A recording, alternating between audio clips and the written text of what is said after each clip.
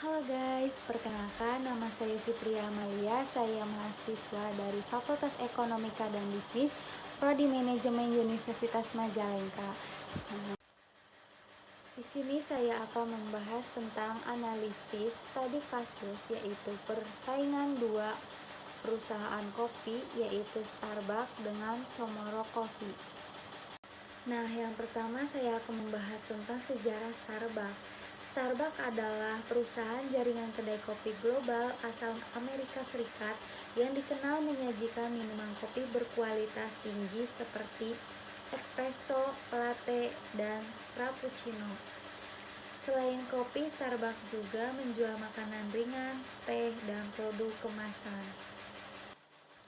Starbucks didirikan pada 30 Maret 1971 di Seattle, Washington oleh Derry Baldwin, Jeff Siegel, dan Gordon Booker.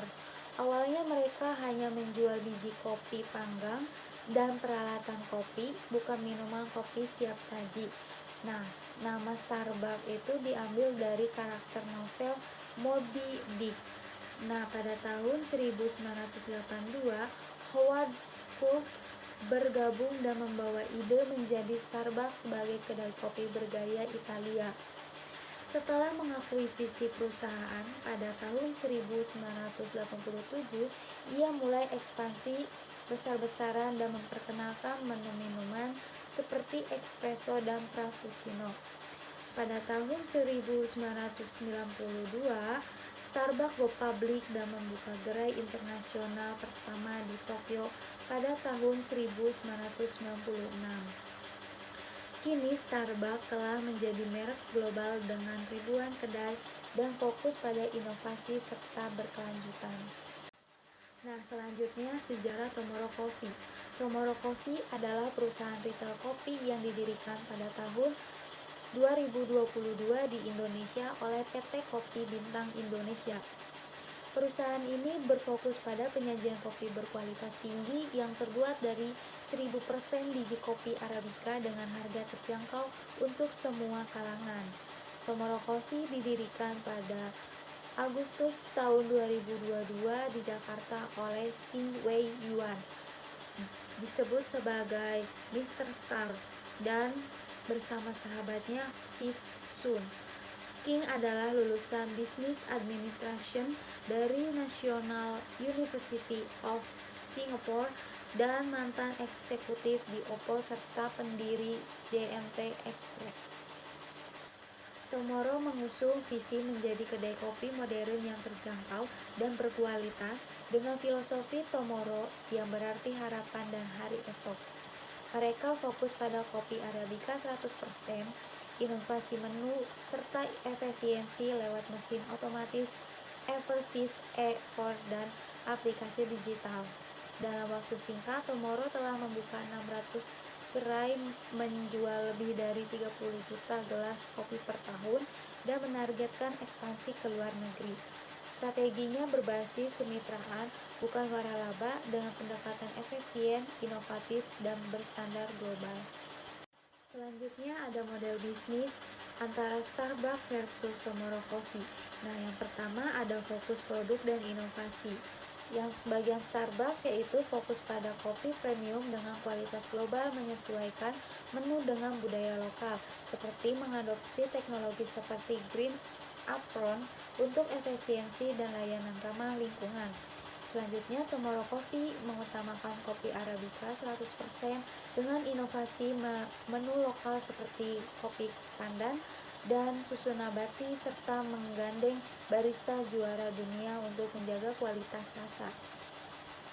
Yang kedua, konsep gerai dan pengalaman pelanggan. Untuk bagian Starbucks, yaitu mengusung konsep cafe premium dengan barista profesional dan suasana nyaman di lokasi strategis. Desain gerai disesuaikan dengan budaya lokal seperti ruang sosial di Cina dan espresso bar di Italia. Untuk Tomorrow Coffee memadukan kedai kopi dan co-working space, menawarkan layanan cepat, harga terjangkau, serta desain modern. Fokus pada kota besar dan Tier 2 di Indonesia, serta ekspansi ke Asia Tenggara. Selanjutnya yang ketiga, ekspansi dan model operasi. Untuk yang bagian Starbucks memiliki 18.000 gerai di Amerika Utara dan internasional, menggunakan model campuran milik sendiri dan waralaba, menerapkan strategi multi domestik dengan adaptasi lokal oleh mitra franchise. Tomorrow Coffee tumbuh cepat dengan 600 gerai di Indonesia, dikelola langsung dan melalui sistem kemitraan, mulai ekspansi ke Asia Tenggara dengan target 1.000 gerai pada 2024. Selanjutnya yang keempat, teknologi dan digitalisasi.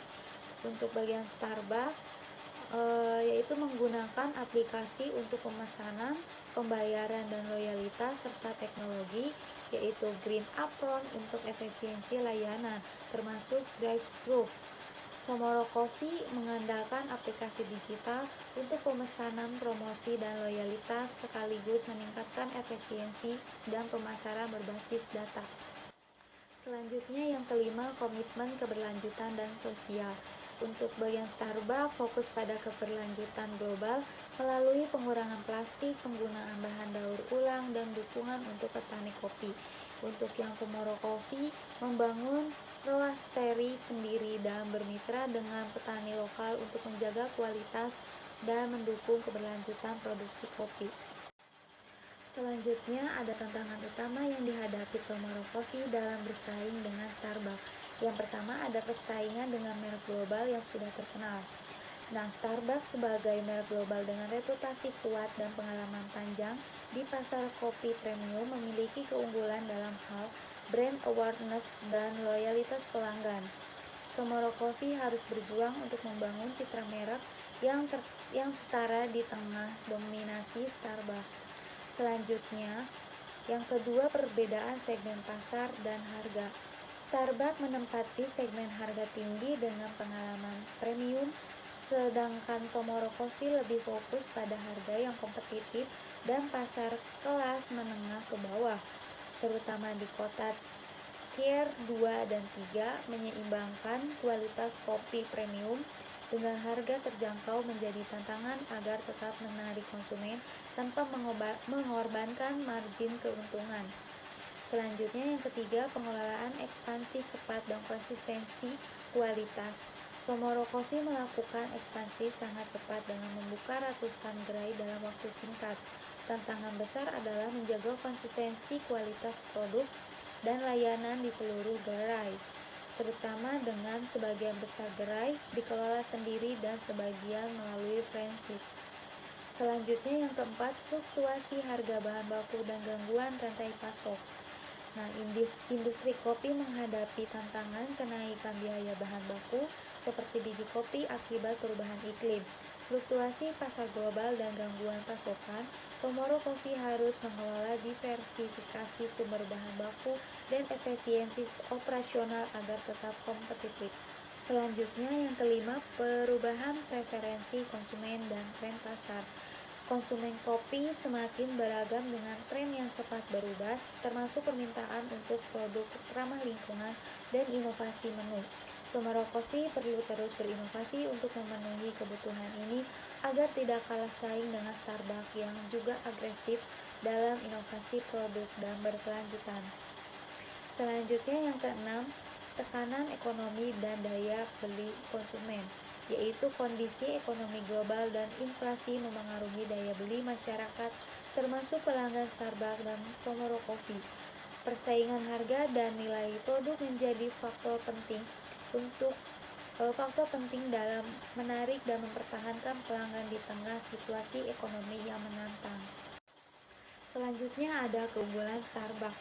Yang pertama ada kualitas bahan baku tinggi, yaitu Starbucks sangat selektif dalam memilih biji kopi terbaik dari berbagai belahan dunia dengan pengawasan ketat untuk memastikan rasa dan aroma yang konsisten di setiap cangkir.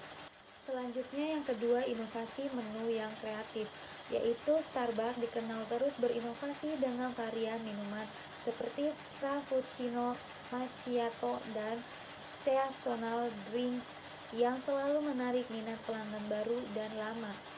Selanjutnya yang ketiga, desain gerai yang distinktif dan nyaman, yaitu setiap gerai Starbucks dirancang dengan suasana hangat dan unik, menciptakan tempat yang menyenangkan dan untuk bersosialisasi atau bekerja sehingga meningkatkan pengalaman pelanggan. Selanjutnya yang keempat, pelayanan pelanggan profesional dan personal, yaitu barista Starbucks dilatih memberikan layanan ramah dan personal, termasuk interaksi yang membangun loyalitas pelanggan seperti menyebut nama pelanggan pada minuman mereka. Selanjutnya yang kelima, program loyalitas yang menguntungkan, yaitu program Starbucks Rewards memberikan insentif bagi pelanggan setia dengan poin yang dapat ditukar hadiah, mendorong pelanggan untuk terus kembali. Selanjutnya yang keenam, komitmen terhadap keberlanjutan dan tanggung jawab sosial, yaitu Starbucks aktif dalam program pengurangan plastik, penggunaan bahan ramah lingkungan, dan mendukung petani kopi melalui praktik pertanian berkelanjutan. Selanjutnya yang ketujuh, pengalaman pelanggan yang optimal, yaitu Starbucks tidak hanya menjual kopi tapi juga pengalamannya menyenangkan dan membuat pelanggan merasa istimewa dari musik latar hingga kenyamanan gerai. Selanjutnya yang kedelapan, jaringan gerai yang luas dan strategis, yaitu Starbucks memiliki ribuan gerai di berbagai lokasi strategis di seluruh dunia, memudahkan akses pelanggan dan memperkuat brand presence. Selanjutnya yang kesembilan, pemanfaatan teknologi digital, yaitu aplikasi mobile Starbucks memudahkan pemesanan, pembayaran, dan program loyalitas, meningkatkan kenyamanan dan keterikatan pelanggan. Selanjutnya yang terakhir, aliansi strategis yang kuat, yaitu Starbucks membangun aliansi strategis dengan berbagai mitra untuk memperkuat posisi pasar dan memperluas kategori produk, mendukung pertumbuhan globalnya. Selanjutnya ada hubungan dengan ekonomi manajerial. Yang pertama ada posisi pasar dan strategi diferensiasi, yaitu Starbucks fokus pada segmen premium dengan harga tinggi dan pengalaman eksklusif. Tomorrow Coffee masuk ke pasar serupa dengan harga lebih terjangkau dan strategi lokal yang agresif. Yang kedua, strategi pemasaran dan teknologi, yaitu keduanya memanfaatkan digital marketing. Starbucks mengandalkan platform seperti Gojek dan lain, sedangkan Tomorrow aktif di media sosial untuk menjangkau konsumen muda. Selanjutnya pengaruh harga, kualitas produk, dan citra merek terhadap minat beli, yaitu harga, kualitas, dan citra merek terbukti memengaruhi minat beli ulang yang menjadi dasar strategi harga premium Starbucks dan pendekatan kompetitif Tomorrow. Selanjutnya yang terakhir, tantangan dan peluang dalam persaingan, yaitu Starbucks perlu menjaga keunggulan melalui inovasi dan layanan. Tomorrow memiliki peluang tumbuh lewat ekspansi cepat dan strategi harga bersaing. Selanjutnya ada pasar Tomorrow Coffee. Tomorrow Coffee menunjukkan pertumbuhan pesat di Indonesia dan Asia Tenggara dalam waktu kurang dari 2 tahun. Mereka telah membuka lebih dari 600 gerai di 60 kota Indonesia dengan target ekspansi hingga 1.000 gerai pada tahun 2025 dan 2.000 gerai dalam 5 tahun ke depan. Per tahun mereka berhasil menjual sekitar 40 juta cup kopi, menunjukkan penetrasi pasar yang kuat, terutama di kalangan konsumen muda dan urban. Strategi ekspansi mencakup gerai mungil di lokasi strategis, penggunaan 100% kopi Arabica, dan teknologi otomatis untuk menjaga konsistensi rasa. Secara regional, Tomorrow telah memasuki pasar Singapura, Filipina, dan Cina sebagai bagian dari ekspansi di Asia Tenggara. CEO Tomorrow menekankan bahwa pergeseran konsumen dari kopi saset ke kopi segar berkualitas menjadi peluang besar untuk menguasai pasar kopi modern. Selanjutnya, data perkembangan jumlah cabang Starbucks. Dari grafik tersebut bahwa Amerika Serikat adalah negara dengan jumlah gerai Starbucks terbanyak di dunia, yaitu sekitar 16.000 cabang. Ini menegaskan bahwa pasar utama Starbucks masih berada di negara asalnya. Tiongkok menempati urutan kedua dengan jumlah gerai sekitar 6.000 cabang. Tiongkok menjadi pasar internasional terbesar bagi Starbucks di luar Amerika Serikat.